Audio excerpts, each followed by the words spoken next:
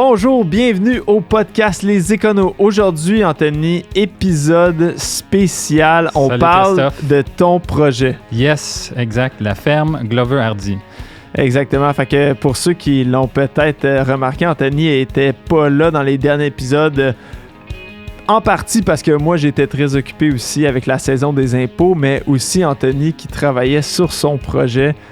Depuis maintenant un peu plus d'un an, quasiment un an et demi que tu travailles sur ce projet-là, mais là, on va en parler aujourd'hui que maintenant que tu as un petit peu plus de temps libre. De temps, mais tu as un peu plus d'expérience aussi pour en parler. Là, j'ai des chiffres, j'ai amené mon laptop, j'ai toutes les données, j'ai tous les chiffriers. Alors, sans plus tarder, on part ça.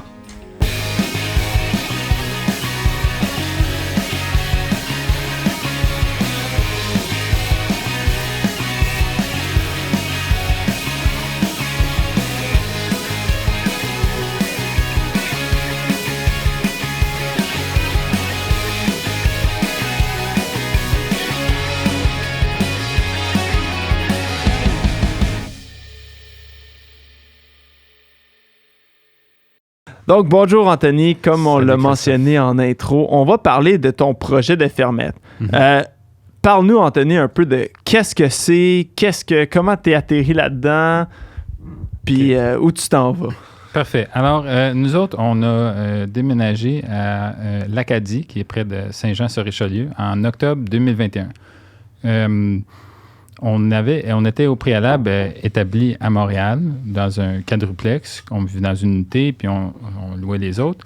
Et puis, ma conjointe et moi, on avait sauvé de l'argent, puis on était en partenariat aussi avec mes parents, où on avait acheté un autre immeuble locatif à Laval. Et puis, l'immeuble à Laval, à ce moment-là, en 2021, le marché était hot. Il est encore hot en ce moment, mais vraiment, il était en effervescence suite à la fin du COVID, à la transition de tout ça. Fait que nous autres, on a fait le move de le vendre et d'utiliser le capital pour partir ce projet-ci. Qui est une ferme de 7 acres, une ferme biodiversifiée, une ferme écologique, puis à petite échelle. Mais ton projet, ça part pas de 2021. Écoute, non, en effet, tu me connais. Ça fait plusieurs années que tu en parles, que c'est quelque chose que tu veux faire, que tu as toujours été intéressé un peu par ça, puis dans tes études, puis ceux de ta conjointe aussi. Oui, j'ai étudié en fait en génie bioressources, qui est anciennement le génie agricole. Ils l'ont revamp un peu avec des cours sur l'énergie, des cours sur l'eau, le sol, etc. Et puis, c'est ça. Là, j'ai tout le temps eu un intérêt un peu pour tout ce qui était biologie, production de nourriture, un peu autosuffisance, un peu gestion de la terre. Exact. Fait que t'as toujours voulu t'en aller là, puis je pense que vous avez finalement fait le move, là, toi et ta conjointe Jannick, pour lancer votre ferme. Fait que là, vous achetez la ferme. Est-ce que tout est déjà là? Y a-t-il déjà de la production?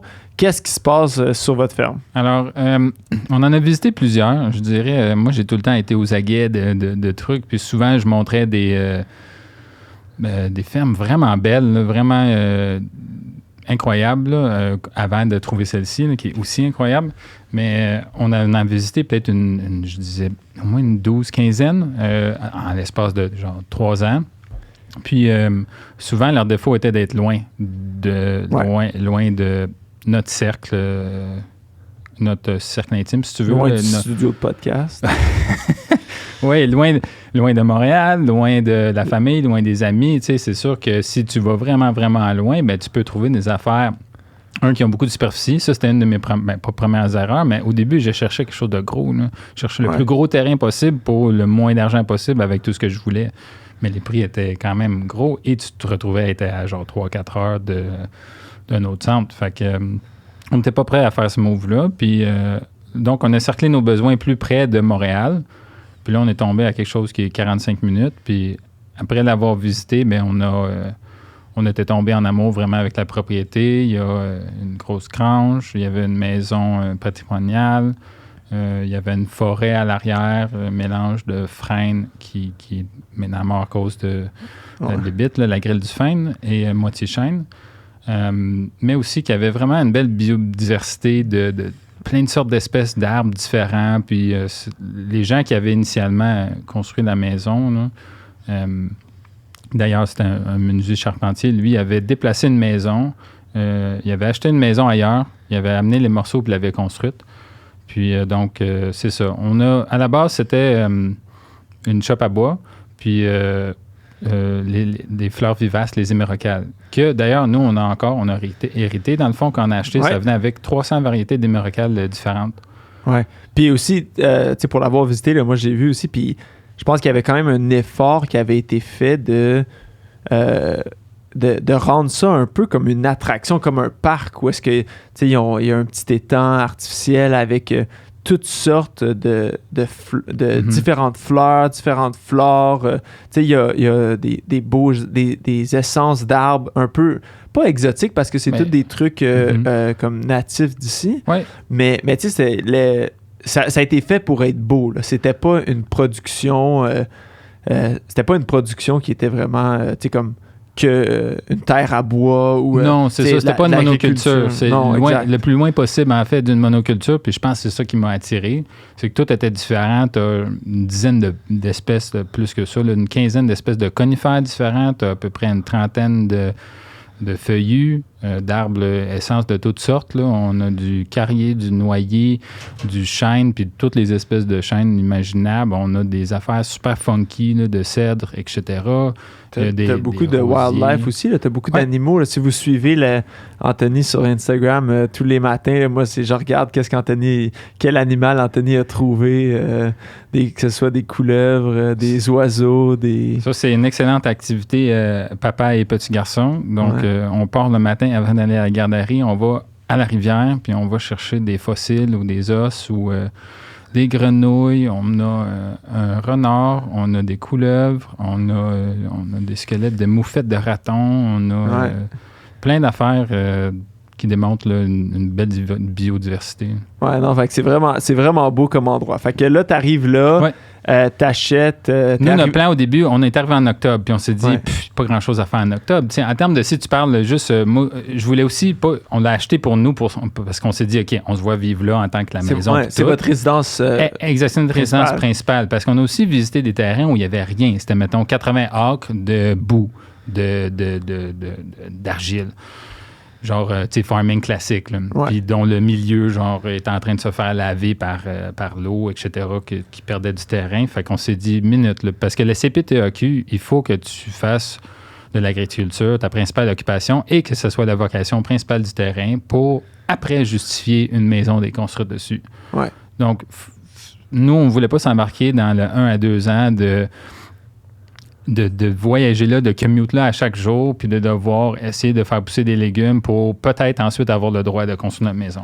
Ouais. Fait que c'est pour ça que on a payé plus cher au début, mais ça nous a sauvé ce temps-là. Fait que là, on a planté de l'ail en octobre. On a acheté de l'ail, puis on a planté 800 têtes, je pense. Puis on a préparé... il y avait 2 planches du jardin qui n'étaient pas utilisées pour des hémorrhagales. Fait qu'on a fait ça. Puis... c'est ça, quoi d'autre qu'on a fait en octobre? C'était principalement ça, tu sais. Oui, parce que c'était le temps que vous êtes arrivé... le temps qu'on est arrivé... L'hiver. L'hiver est arrivé. C'est ça. Fait qu'on a eu le temps de se familiariser un peu avec le terrain. Puis là, pendant l'hiver, on a vraiment fait... Puis avant ça, on avait fait un peu un plan. Mais là, vraiment, cet hiver-là, le premier hiver, chaque soirée que j'avais avec ma conjointe, au lieu de regarder Netflix, là, on faisait... des plans. Des plans, des meetings, des ci puis des ça, des recherches de prix, des... Ça, c'est octobre 2021. Oui, exact. Ouais. Puis là, fait qu'on a fait... rendu en avril, on a acquis une 20aine de poules. Ouais. Poules pondeuses, parce qu'on s'est dit, écoute, ça, c'est la première affaire qui est facile, si tu veux, en guillemets. Ouais. Puis plus tard, là, si on veut des chiffres là, sur etc., là, j'ai mon chiffrier qui est les poules. La première année, j'en avais 20. Cette année, j'en ai acheté plus 30. J'aimerais encore continuer parce que je pense que des œufs, tout le monde en mange, là, tout le monde en a besoin. Et t'as pas besoin de beaucoup de travail, là, ça se fait pratiquement tout seul. Une fois qu'ils sont là installés, mais c'est comme, je te dirais, la plupart des affaires dans le farming, là, dans l'agriculture, c'est l'investissement initial en temps, en effort, en planning pour mettre quelque chose. Puis ensuite, tu as un peu de temps pour que ça s'établisse. Puis c'est comme les arbres fruitiers. Ça, au mois d'avril de 2022, nous, on a acheté 120 arbres fruitiers de toutes sortes. Ouais. Puis d'ailleurs, on est très chanceux. On a un cercle d'amis, de famille très proche. Et puis, tout le monde est venu nous aider à planter. On a fait une journée barbecue. C'était le fun. On avait des équipes qui plantaient. D'autres faisaient déchiqueture de bois ou whatever. Ouais. Puis, fait que là, on a pu planter les arbres, mais on n'aura pas les fruits de ces arbres-là. Je me souviens plus combien j'ai payé pour les arbres, mettons 2000 $ d'arbres pour récolter les fruits dans 5-10 ans. Fait que, il faut que tu vois long terme, je pense, pour le planning. Puis, au début, je dirais que je voulais faire de ça mon revenu principal, mon occupation principale. Ouais. Puis, tu sais, j'avais pas des idées grandeur, mais je me dis, on a des hémorrhacales. Tu sais, si on en vend, je sais pas moi, 5000 plants par année, j'aurais peut-être un 30 000 de revenus de ça, mais on ne vend pas autant. Là, pas en ce moment, ça prend du temps à te faire connaître, ça prend un super bon plan de match, ça prend un super bon marketing. Puis nous, c'est pas notre occupation principale, en fait. Non, fait que finalement, là, pour les gens, le but au début, c'était de lâcher ton emploi puis de te consacrer là-dessus à temps plein. Ça, c'était initialement mon plan. Puis là, les plans changent. Ouais. La première été passe. Vous avez quand même eu une bonne quantité de légumes. Là. Vous avez planté là, dans vos 2 jardins, justement, que tu parlais. Beaucoup de légumes. Vous avez vendu des plants d'hémérocalles. Vous avez vendu de l'ail. Ouais. On a fait une serre aussi, une petite serre où on a fait tomates, concombres, poivrons pour se donner de l'expérience. Puis on s'est vraiment dit, la première année, là, c'est de l'expérience. 1, on aime tout ça. 2, combien de temps ça prend? 3, ça marche-tu? Est-ce qu'on est capable de faire pousser des légumes? Parce qu'il y avait aussi ce point-là qu'on n'avait jamais. On avait un petit jardin à Montréal, là, mais je veux dire... Ouais, rien d'industriel. 3 tomates, 2 basilics, puis un petit pot d'herbe sur le jardin. Là. Mais là, c'est de le faire à plus grosse échelle, puis de se convaincre, OK, on est-tu capable de le faire? Puis je pense que faut que vraiment que tu fasses du volume. Si tu veux que ce soit ton métier principal, il faut que tu fasses du volume. Veux pas, tu fais pousser des tomates, des concombres à 2-3 $ la tête. Là. Fait que si tu veux faire un 100 000 de revenus, il faut que tu en fasses super beaucoup. Puis nous, on était à petite échelle, on ne voulait pas se brûler, on voulait y aller lentement, puis on voulait voir un peu ce qu'on aimait, puis peut-être même trouver des niches. Cet été, on a commencé des ruches d'abeilles. Oui. Moi, il y a le côté... On a vu des photos, justement, aujourd'hui. Oui. C'est ce que j'ai vu ce matin en me réveillant, là, une photo de ruches de miel. Oui, exact. On a parti ça. Tu sais, je pense que c'est... On peut faire des parallèles peut-être avec des gens en entreprise aussi. Quand ils veulent aller explorer une idée, là, c'est de partir lentement ou d'avoir un super bon plan, mais même à ça, c'est mieux de partir lentement, commencer un peu, puis ensuite de scale up. Tu vas avoir des meilleurs résultats. Probablement, tu as moins la chance de te planter. Puis ça a été... Qu'est-ce qui a été vraiment le truc qui a vraiment divergé de ton plan le plus? Qu'est-ce qui a été, tu sais, attends, tu disais, on voulait s'en aller, tu sais, vous avez fait de l'ail, ça, vous avez continué, ça a fonctionné. Qu'est-ce qui était comme, OK, je pensais que ça allait aller comme ça, puis finalement, non, pas pantoute. Là. C'est pas... Ça a été quoi ta plus grosse surprise, là? Ma plus grosse surprise,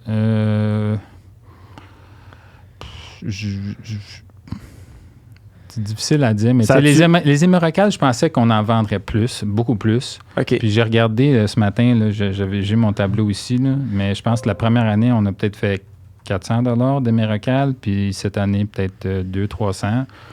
Fait que ça se vend pas aussi bien que... c'est peut-être notre faute aussi, parce qu'on fait pas beaucoup de marketing, puis on pourrait faire des arrangements de terrasse, puis des arrangements de landscaping, puis offrir tout ça, mais c'est pas notre but premier. Notre but premier, c'est de faire une production assez grosse pour local, pour cet été, on va bientôt, là, on devrait lancer notre kiosque libre-service. On a plusieurs amis qui ont des fermes, qui ont le même genre de principe, puis ça fonctionne super bien pour... dans le fond, c'est juste un kiosque sur le bord de rue que tu laisses avec tes produits, tu mets des horaires, puis tu n'as pas nécessairement besoin d'avoir quelqu'un là à temps plein toute la journée. Ça, c'est un autre enjeu aussi, d'avoir quelqu'un. Quand vous allez, parce que là, en ce moment, l'été passé du moins, là, vous faisiez des apparences dans des marchés... oui, on a fait quelques marchés publics de Chambly, puis le marché de Saint-Jean, puis c'était des très belles expériences. Mais pour nous, on a évalué que, si on voulait se faire connaître plus, ça, c'était un bon chemin parce que tu as différents clients, etc. Mais des walk-in où quelqu'un, tu sais, dit « Ah, tu sais, je vais... Wow, cool, ça, je vais t'en acheter. » Puis, tu sais, on ne vendait pas nécessairement des légumes au marché parce qu'il y avait d'autres gens qui faisaient déjà des légumes. Donc, nous, c'était vraiment juste des émerocales qu'on était au marché. Puis, les gens qui jardinaient, tu sais, ils venaient regarder les sortes qu'on avait en display, puis tout. Puis, des fois, ils regardaient, on offrait de voir le catalogue, mais... cette année, on a décidé qu'en termes de temps, on voulait mettre notre temps ailleurs. Ça rentabiliser. Puis c'est un peu ça que moi, je veux analyser aussi avec toi, de regarder un peu les trucs de façon plus analytique, de dire comme, OK, c'est quoi ton coût? Parce que, tu sais, c'est dur à dire aussi. L'Hémérocal, il était là quand tu es arrivé. Exact. Est-ce que comment tu attribues un coût à ça? À quel prix tu le mets? Puis après ça, c'est quoi les coûts en main-d'œuvre ou en... si tu as de l'engrais ou des trucs comme ça pour les garder... en bonne condition pour arriver à les vendre après. Comment est-ce que tu fais tous tes coûts? Fait que c'est ça que je veux qu'on regarde ensemble, puis qu'on dise... parce que toi, je sais, Anthony, t'es quelqu'un de très analytique aussi, puis que tu le fais justement de dire comme les œufs. C'est quelque chose que toi, tu sais, t'as fait une analyse, puis... en parlant d'œufs, j'ai amené un cadeau, Christophe. Oh, merci, Anthony. Une 18aine d'œufs et une autre 12aine aussi. Je sais que votre famille, vous mangez beaucoup d'œufs. On est très... on est fort là. Surtout ceux de la ferme, Anthony, que à chaque fois qu'on y va... Moi, j'ai Anthony. une redevance à vie à Christophe pour ceux qui connaissent le inside d'œufs pour une joke que j'avais faite ado.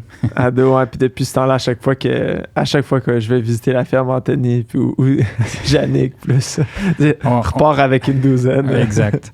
Non, mais je l'ai ici, le chiffrier. Je peux te le montrer. Parle-nous-en un peu. OK, je vais t'en parler. Donc, exemple, le coût. Si on parle de coût pour les œufs, OK? Bon, c'est des poules pondeuses. Les poules pondeuses, la première année, étaient 15 $. Cette année, il était 18 $. Ça, on les achète à 19 semaines. Tu peux faire tes propres poules, mais ça te prend de l'équipement, ça te prend des incubateurs, ça te prend du temps, ça te prend de l'expérience. Fait que si les gens sont intéressés, je ne conseille pas de le faire la première année. Commence avec des poules, voir si ça va continuer. Donc, on y va un peu à l'envers pour nous, notre pricing, vu qu'on vend principalement à des amis, de la famille, des gens proches, des voisins proches. On essaie de mettre nos prix au plus minimum possible, au plus abordable possible. C'est-à-dire qu'on va comparer, exemple, là, c'est des poules d'œufs en liberté. On n'est pas certifié bio, mais on fait toutes les mêmes pratiques que les bio. Mais on ne s'affiche pas en tant que bio parce que ça prend une certification, ça prend du temps et ça a un coût à ça. Fait que pour nous, on a évalué que les gens qui nous connaissent savent comment c'est quoi nos valeurs, puis savent ce qu'on met dans notre nourriture, donc dans nos poules, là, comment on les élève. Mais bon, là, on dit 6 $ en ce moment. Là, on les vend, mettons, 6 $ à nos amis. Puis même, j'en vends... Des fois, je vais au bureau, puis il y a des collègues qui me supportent aussi, qui savent que j'ai des œufs frais, donc m'achètent, puis j'en suis très reconnaissant. Là. Merci si certains écoutent. Fait qu'on va partir de là, parce qu'après, je vais vous montrer ce que ça coûterait vraiment si je inclus mon temps. OK? Donc, c'est quoi les principaux coûts, tu penses, opérationnels, mettons, pour une poule? Nécessairement, tu vas avoir le coût de la nourriture. La moulée, exact. Veux pas, même si nous, ils se promènent un peu partout, ils grattent, ils mangent des insectes, de l'herbe, reste que leur nourriture principale, c'est la moulée. La moulée, c'est des sacs de 40 kilos. Puis moi, en ce moment, à 30 poules, ça me dure 10 jours, un sac. Donc, en tout et partout, puis un sac, c'est 32 $ au prix actuel. Par année, ça me coûte, mettons, 1000 à 1500 de moulée. OK. Puis nous, on nous a gardé l'hiver. On est chanceux parce que ça, c'est une autre chose qu'on avait quand on a acheté. C'est une cabane à poules, un poulailler. C'était déjà construit. Avait pas beaucoup, tu sais, une petite réno, un petit retapage, mais rien. Il était déjà construit, il est isolé. Une clôture électrique. Oui, j'ai investi dans une clôture électrique, des mangeoires. Cette année, j'ai acheté un abreuvoir galvanisé, un autre gros mangeoir galvanisé aussi. Non, pas encore. Juste pour que ça dure longtemps. Là. Le plastique, ça dure, mais il ne faut pas que ça soit exposé trop au soleil, ni au... sinon, ça craque. C'est ça, ça ne dure pas longtemps. Puis... Fait qu'on a la moulée. Ensuite, l'autre dépense qu'on a, ben, c'était l'achat de la poule en tant que telle, Ouais. qui est 18 mettons, L'électricité pour le... T'as-tu compté l'électricité pour le chauffage ou c'est presque rien, j'imagine? Le chauffage, on chauffe pas tant l'hiver, en fait. Non? C'est des petites ampoules en céramique OK. qui sont genre 150 watts. Puis OK. je les allume la nuit. La nuit, je vais toutes les fermer. Je ferme la porte, puis je mets le Désolé, ça se garde chauffage. au Puis chaud. même, ouais, Ah mais ouais. il y en a... Puis aussi, là, il y en a plus. Fait qu'eux, ils se collent l'une contre l'autre. Puis ils mettent toutes leurs plumes. Tu sais, ils lèvent leurs pieds, puis ils s'assoient sur... j'ai un genre de 2x4 couchés sur lequel ils se perchent. Ouais, un perchoir. Là. Puis ils vont se coller une contre l'autre. Puis même, j'ai une autre plateforme, puis ils se collent toutes en boule là. Ils se mettent toutes une par-dessus l'autre. Fait que on a eu à chauffer peut-être juste les fois où il faisait genre... moins 20 ou plus, puis il ventait beaucoup. Là, je mettais OK, les chaufferettes. Mais les journées d'hiver où il fait comme de 0 à moins 10, pas besoin de chauffer du tout. L'eau a besoin d'être chauffée, par contre. L'eau est pluguée, Ouais. puis elle a un chauffage en dessous pour pas que l'abreuvoir gèle. Fait que l'achat de la poule, c'est un autre 500 $. Fait qu'exemple, là, on était à 1500 de bouffe, on était à 500 de la poule. La poule, normalement, est supposée durer, une bonne ponte est supposée durer 2 ans. OK. Mais les poules peuvent pondre pour plus longtemps, c'est juste qu'ils vont pondre moins fréquemment. Ouais. Puis à un moment donné, ça se peut que ta poule Le ratio arrête de bouffe, pondre aussi. Puis bouffe versus combien d'œufs Ben, que tu en retires, exact. ça vaut pas la peine. Nous, on a fait l'exercice d'essayer, de Ouais. voir, on n'a pas renouvelé nos poules. On s'est dit, on ne va pas les renouveler à chaque année. On va voir qu'est-ce qu'il y en est. Puis si on est capable d'identifier peut-être juste celles qui pondent plus ou peu importe. T'es-tu capable de dire lesquels qui étaient là l'année passée versus les nouvelles? Presque plus. On a pensé à ça, puis on s'est dit, il faut mettre des tags. Moi, personnellement, ça me tentait pas de mettre des petites pinouches sur les pattes parce que je trouve ça plus naturel, juste rien. Ouais. Fait que j'ai... au début, il y avait des petites crêtes. OK. Sur la tête, là, ils ont des petites crêtes rouges. Puis plus ils vieillissent, bien, plus elle grossit puis elle devient pendante. Là. Ouais. Fait qu'au début, on pouvait les identifier de même. Puis on a aussi acheté 6 poules différentes. Les colombiennes OK. sont blanches. Les classiques, c'est des rousses. Puis c'était juste ça qu'on avait avant. Puis là, on se dit, on va faire un peu différent. Leur tempérament est un peu moins docile, OK. mais ils produisent aussi des œufs un peu plus pâles. Puis moi, je suis tout le temps un peu inquiet pour le renard qui est pas loin. Mais à date, Ouais. cet été, le renard n'est pas là. OK, il est pas revenu. Il est pas... Il s'est pas essayé sa clôture.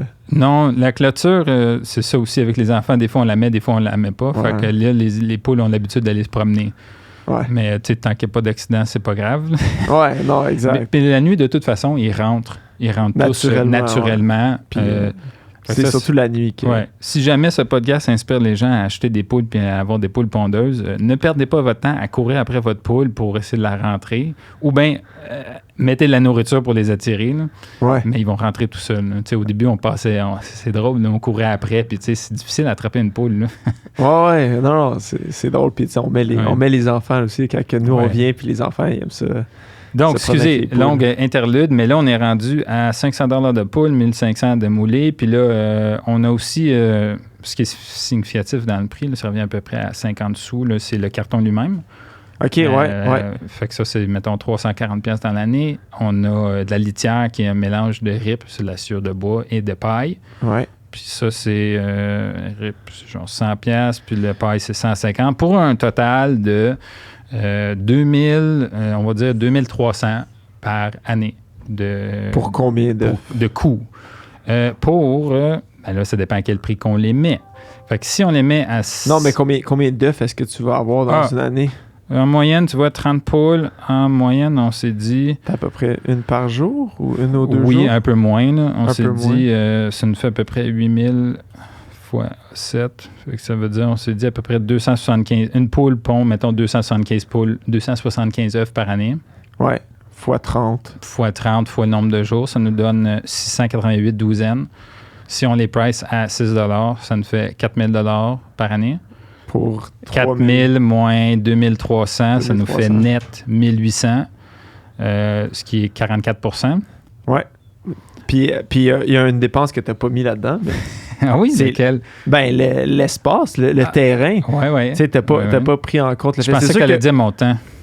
Non, ça vaut rien ton temps. Mais, OK. Mais... Non, mais dans le sens parce que, tu sais, c'est sûr que vous aviez l'espace. Mm-hmm. Quand vous avez acheté la maison, ça venait déjà avec le poulailler. En effet. Vous avez de l'espace encore parce que, mais à venir à une situation où peut-être vous utilisez un peu plus de votre terrain pour faire plus d'agriculture, mais là, cet espace-là, c'est de l'espace qui aurait pu être utilisé pour autre chose, de dire comme tes frais de... oui, tes frais de taxes municipales, tes frais de... À chaque année, on fait une déclaration de combien d'hectares, combien de pieds carrés sont dédiés à, mettons, aux fraises, puis aux bleuets, puis à la forêt, puis à ci, puis ça. Puis, en effet, si on augmente ce nombre-là d'année en année, bien là, le pourcentage de taxes agricoles va nous revenir plus avantageux. J'allais juste dire, pour finir le calcul sur les œufs, assumant que je passe, mettons, 1 heure de mon jour, 1 heure de ma journée, 1 heure par jour, par année, mettons, à consacrer aux poules. Ouais. Une journée normale, c'est moins que ça parce que je vais le matin, je leur ouvre la porte, je leur donne à manger, je leur donne de l'eau, puis un petit peu plus tard, je collecte les œufs. Puis le soir, ben, je m'assure qu'ils ont assez de bouffe, je m'assure qu'ils ont assez de trucs qu'il n'y a pas, puis j'assure qu'ils sont tous là, je ferme la porte. Mais, tu sais, après ça... Il y a des journées où tu nettoies la RIP. Oui, je nettoie la RIP. Il y a les journées où je reçois une palette des sacs de 40 kilos de moulés que je veux mettre dans mon sous-sol pour pas que les souris mangent. Je les laisse pas dehors. Fait que ça me fait un petit workout. Puis, trier les œufs l'hiver, les poules ont tendance à plus rester en dedans, dépendamment. Des fois, les œufs peuvent être plus sales, fait qu'il faut les laver. Fait que ça, c'est du temps aussi de plus. Fait que une heure, c'est une bonne moyenne, je dirais. Ouais. Faut que tu les apportes pour les vendre. Tu sais, comme les gens viennent pas nécessairement tout le temps à la ferme pour les acheter. Fait que ça va à combien d'heures? À combien de l'heure? Là, si tu as à peu près 365 heures de exact. travail. J'avais dit quoi? J'avais dit 4000, mettons, 4000 de vente, puis pour 2300 de coûts, ça me fait 1800 de profit, 1800 pour 365 heures, ça me fait 5 piastres de l'heure. Ouais, c'est pas pire. Si je payais quelqu'un, mettons, salaire minimum, on disait 15 $ de l'heure, il faudrait que je vende mes œufs faudrait que je fasse pour me permettre de payer quelqu'un 15 piastres de l'heure, il faudrait que je fasse une vente de 7700 ou 7300. Ça me fait qu'il faudrait que je vende mes œufs à 10,50 la douzaine au lieu de 6. Ouais.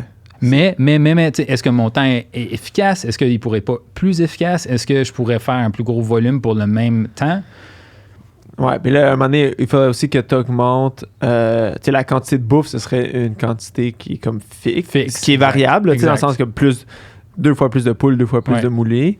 C'est sûr qu'il y a aussi la notion où est-ce que vous donnez comme des restants votre compost, vos restants de table peuvent aller aux poules, mais là, à un moment donné, peut-être que ça suffirait plus. Vous auriez besoin d'augmenter ça s'il y avait une plus grosse production. Un plus gros poulailler, à un moment donné, ton poulailler va atteindre une capacité maximale. Ou une façon, moi, c'est plus une façon de quand ils sont trop concentrés au même endroit, ça scrape le terrain. Ouais. On a fait l'expérience un peu cet hiver. J'avais un poteau délimité, puis à un moment donné, ils ont été pris dans la glace. Fait qu'arrivé au printemps, j'ai pas pu bouger ma clôture. Ouais. Et puis là, vraiment, ils ont tout gratté le terrain le plus possible qu'ils peuvent. Puis là, ils étaient en train de recouvrir le terrain un peu. Là. J'ai remis du trèfle dessus, mais ça prend plus de temps. Fait que ça serait vraiment de trouver une façon, puis je sais que sur Internet, il existe là, des tracteurs ou tu fais une roulotte, mobile, que tu peux les promener un peu partout sur le terrain. Puis là, c'est bon pour le gazon parce que ça leur donne de l'engrais, puis eux aussi. Puis il y a aussi le storage aussi des œufs. Puis notre frigo est pas mal plein en ce moment. Là, je te dirais, on a un frigo presque dédié à ça. Si j'avais plus de poules, il faudrait... un plus gros frigo, un walk-in ou... Mais surtout une façon de découler mes œufs, c'est-à-dire des clients sûrs, des abonnements. En ce moment, je voulais... Parce que l'année passée, on avait, mettons, assez d'œufs pour nous et assez d'œufs pour donner à donner. Ouais, c'est ça. Pas à vendre, mais pour la famille, amis. Mais moi, je voulais des œufs pour des clients. Mais en ce moment, on ne les vend pas toutes à 100%, je dirais. Fait qu'avant de faire ça... T'as-tu de la perte ou j'imagine que vous les mangez finalement? Les œufs qu'on appelle, mettons, B-grade, qui sont... Là, toi, tu as juste des A-grade. Si tu rouvres, on va montrer aux gens qui regardent sur YouTube. Sur vidéo, on a Ah, tu vois, ça, c'est les plus pâles. Exact. Ça, je les ai jamais. C'est la première fois que. Cette douzaine-là n'est pas complète, je suis désolé. Fait que Anthony, tu me mens. J'en ai peut-être mangé en m'en venant. Mais justement, pendant. Celle-là, tu vois, ils n'ont pas de. Il y en a qui pourraient être déformés, il y en a qui pourraient avoir des petits picots, des petites affaires, sont encore comestibles. Mais nous, c'est les œufs qu'on prend pour nous. Ouais. Puis ça m'est arrivé peut-être 10 à 12 fois l'année passée de t'en prends puis t'en casses ou peu importe, puis eux, ils vont dans le compost. Ouais, exact. Ou même, tu sais, je te lance la balle au bon parce que je sais, on en a parlé avant, mais tu sais, justement, si tu as des produits, est-ce que tu as pensé faire des produits dérivés de ça? Je pense que c'est la façon de se démarquer. Exemple, nous, sur notre rue, on a quelqu'un d'autre qui fait, on se demande quoi faire, quoi vendre, qu'est-ce qui est facile, qu'est-ce que le monde mange. Ah, des asperges. Nice, mais j'ai déjà un voisin sur ma rue qui vend des super bonnes asperges à super bon prix. Fait que je ne vais pas y faire compétition. Puis t'as des terrains proches de chez toi aussi que c'est de la grosse culture. Tu as des gros terrains de soya puis de maïs. Puis tu sais, c'est pas... Il y a des opérations pas mal plus développées que la tienne. Là. Oui, exact. Nous, on est encore petits. Fait qu'il faut se trouver une niche pour se démarquer. Moi, je me mettrais pas à faire du maïs pour du grain comme les gros agriculteurs font. Ça me fait pas. J'ai une trop petite échelle pour que ça marche. 50 épis que tu vas être capable de faire pousser sur ton terrain. Non. Ça vaut pas... Ce que j'aimerais... D'ailleurs, j'ai des produits dérivés. J'ai essayé. Je savais que cette question s'en venait. Donc, j'ai amené... Je sais pas si tu connais ça. Là. C'est des jaunes d'œufs qui sont un peu cured. Ah ouais, dans le sel. Ouais, dans le sel. Tu les fais garder dans le sel, puis là, ça te fait un peu dur. Puis tu peux les... comment on dit? Les râper sur... puis tu as des recettes qui sont plus salées, tu as des recettes qui sont plus sucrées, genre que tu pourrais mettre sur un dessert. C'est des jaunes d'œufs confits, je pense que le nom. Exact. Oui, merci. Puis ça, c'est très...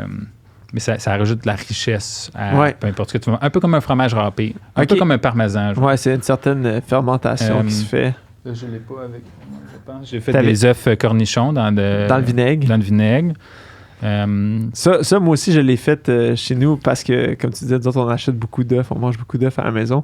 Puis des fois, ça arrive où est-ce que, écoute, il y a une passe où est-ce que les enfants vont manger 2-3 œufs chacun par jour. Puis il y a à un moment donné, ils veulent pas en manger un. Puis là, t'es pogné avec comme des douzaines d'œufs qui vont expirer. Puis c'est ça, j'ai essayé d'en faire justement des œufs dans le vinaigre, mais c'est bon, ça fonctionne, ça les garde longtemps.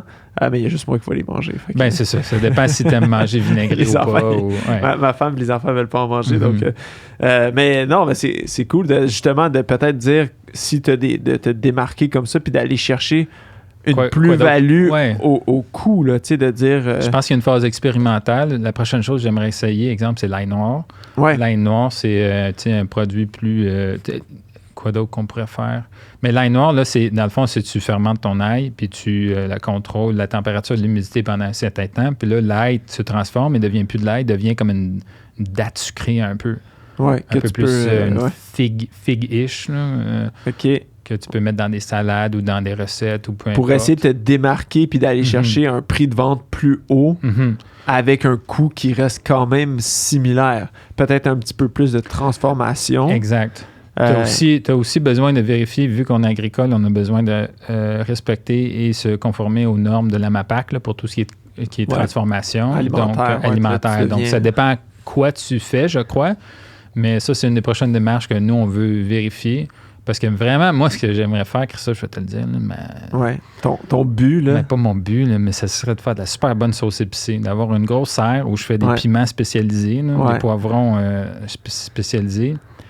Puis là, je ferais de la sauce Tony the Boss. Tony the Boss, la sauce Anthony. Ripper, Mais non, mais ça, je pense que c'est des façons d'essayer d'être créatif parce que... Puis je pense que c'est la réalisation que vous avez fait aussi versus... Je pense que votre but au début, c'était de faire comme des paniers bio. Mais je pense que... Je sais pas si c'est encore un but. Je pense qu'on n'a pas assez... Si on voulait faire des paniers... Il faudrait... il y a des meilleurs moyens, je pense, que des paniers bio, c'est cool, c'est bien. C'est beaucoup de travail, par contre. C'est très... faut que tu en aies beaucoup. Faut qu'à chaque semaine, tu les récoltes, tu les entreposes, tu t'engages à avoir des trucs. Exact. Puis pas qu'on est beaucoup changeant, mais là, comme les auditeurs le savent peut-être, on vient d'avoir un 3e enfant. Puis, notre qualité... Justement, à cause qu'on a un projet de ferme, ça nous a fait réaliser... Et les deux, on a encore nos emplois à temps plein. Ça nous a fait réaliser que le temps est super important. Le time management, c'est ce qui est de plus important, je pense, quand on commence un side project. Ouais. Puis c'est quand même je pense que vous le faites bien, là, la conciliation travail-famille. Mais c'est aussi ça, c'est de dire, est-ce que ça vous permet, c'est quand même un certain mode de vie avec la famille. Tu parlais du temps pour aller récolter les œufs. Je sais, te connaissant que tu as un peu de child labor, puis tu as tes garçons qui vont le soir chercher les œufs, puis c'est des activités que tu peux faire en famille aussi. Là. Le jardinage en famille, entre amis. Tu disais les corvées des gens qui viennent pour faire comme une journée une corvée de planter des arbres ou quand tu reçois de la terre ou des trucs comme ça. C'est le fun aussi. Puis écoute, pour tout ton cercle d'amis, puis pour nous, c'est aussi rendu le point de rassemblement où est-ce que tout le monde va parce qu'il y a de l'espace, c'est le fun, les enfants peuvent courir. C'est le fun. Moi, c'est surtout, en tout cas... Ça apporte un certain mode de vie, peu importe la rentabilité du projet. Exactement. Mais sauf qu'à un moment donné aussi, le but, c'est de... Mais il faut que ça marche financièrement. Je sais que financièrement, ça doit marcher. Si ça ne marche pas, il faut que financièrement, je réussisse à tirer un profit. On s'est donné, mettons, 5 ans là, pour voir, parce qu'au début, on a besoin de beaucoup. Exemple, au mois d'octobre, quand on est arrivé, on a dépensé, mettons, 7 000 $ en dépenses. Ouais. On a fait 0 de vente en octobre. Là, on a planté de l'air. Ouais, exact. Puis l'année passée, on n'a pas fait tant de ventes que ça. Là, on a fait, mettons, 3 000 $ de vente. Fait que c'est pas avec ça que je vais payer toutes mes dépenses puis payer mes choses. Donc, mais le but, c'est de tranquille. On n'est pas stressé avec ça parce que c'était notre plan. Nous, c'était vraiment, on aime tout ça, ça marche dessus. Puis de petit à petit, optimiser, puis voir c'est quoi qu'on pourrait nicher pour en tirer un peu d'argent, mais pas pour faire un living, mais pour faire un à côté viable. Oui, un genre de passe-temps qui se rentabilise. Oui, parce que vraiment, il y a d'autres récompenses autres que monétaires d'être en agriculture, d'être peut-être plus dans un espace rural. Comme tu disais, les enfants, ça, c'est peut-être la plus grosse récompense pour nous à date, c'est de les élever dans un milieu naturel où il y a beaucoup de biodiversité. Ils savent d'où leur nourriture vient, ils savent comment jardiner. Puis il y a beaucoup aussi de votre nourriture qui est une économie de coût parce que vous mangez. Ah ben oui, moi c'est... Vous mangez et vous n'avez pas beaucoup de ventes, mais il y a beaucoup de vos légumes qui viennent de votre jardin. Donc, toi, tu sais que j'ai commencé petit, mais que j'ai plusieurs projets. Oui, on en parle souvent, puis ça fait longtemps que tu le sais. Fait que, mais si, admettons, il y a des gens qui veulent t'encourager, Anthony, c'est quoi la meilleure façon? C'est de... moi, je dirais... regardez d'où vient votre nourriture, essayez de la prendre la plus haute qualité possible puis le plus près possible de quelqu'un que vous connaissez, d'un fermier. Si cette personne-là, c'est toi, Anthony, où est-ce que les gens peuvent acheter? C'est quoi? Ça va être ton kiosque chez toi, j'imagine? On a un kiosque libre-service sur le bord de rue parce qu'on n'est pas encore setupé pour faire des livraisons. Ouais.